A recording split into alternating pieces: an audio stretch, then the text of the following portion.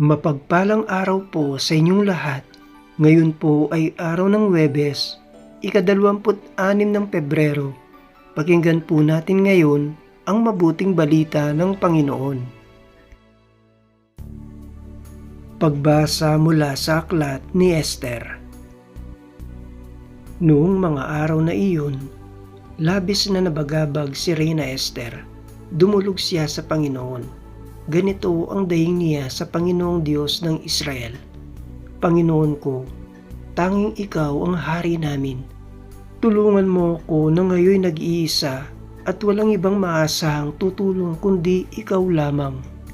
Haharap ako sa napakalaking panganib mula pa sa aking pagkabata.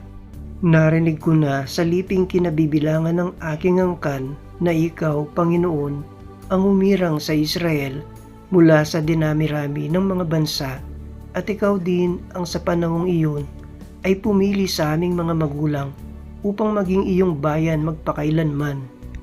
Tinupad mo ang lahat ng iyong ipinangako sa kanila.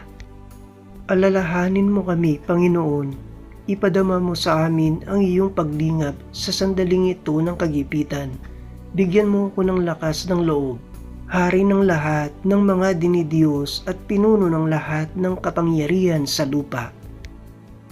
Bigyan mo ko ng kakayahang magsalita sa harap ng leyong si Aswero upang maakit ang kanyang puso na mamuwi sa taong kumakalaban sa amin, at sa gayoy mapahamak siya kasama ng mga nakikipagsabwatan sa kanya.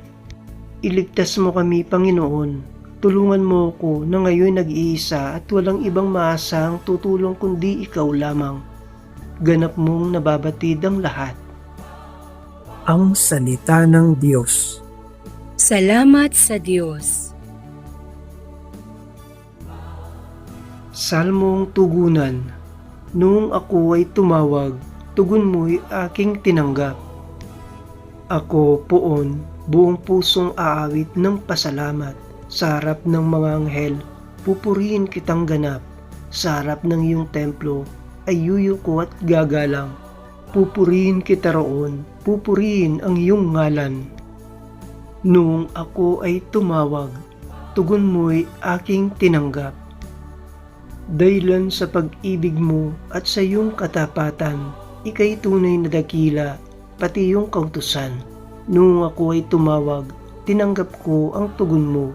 Sa lakas mong itinulong ay lumakas agad ako. Noong ako ay tumawag, tugon mo'y aking tinanggap. Nahahandang harapin mo, mapupusok kong kaaway. Ligtas ako sa piling mo, sa takas na iyong taglay. Iyong mga pangako mo ay handa mong tupding lahat. Ang dahilan nito poon, pag-ibig mo ay di kukupas, at ang mga sinimulang gawain mo'y magaganap. Noong ako ay tumawag, tugon mo'y aking tinanggap. Awit pambungad sa mabuting balita. Diyos ko, sa aki igawad, loobing tunay na tapat. Puso ko'y gawin mong wagas, nang manauli ang galak, bunga ng iyong pagliligtas.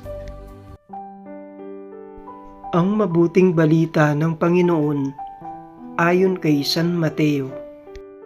Noong panahong iyon, sinabi ni Jesus sa kanyang mga alagad, "Humingi kayo at kayo'y bibigyan, humanap kayo at kayo'y makasusumpong, kumatok kayo at ang pinto'y bubuksan para sa inyo.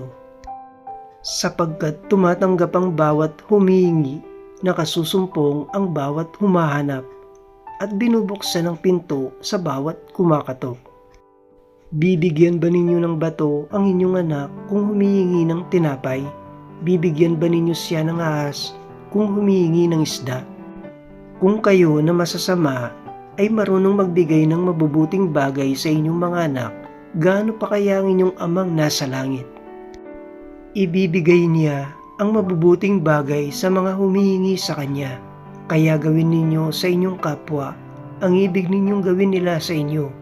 Ito ang kahulugan ng kautusan ni Moises at ng turo ng mga propeta. Ang mabuting balita ng Panginoon. Pinupuri ka namin, Panginoong Hesukristo.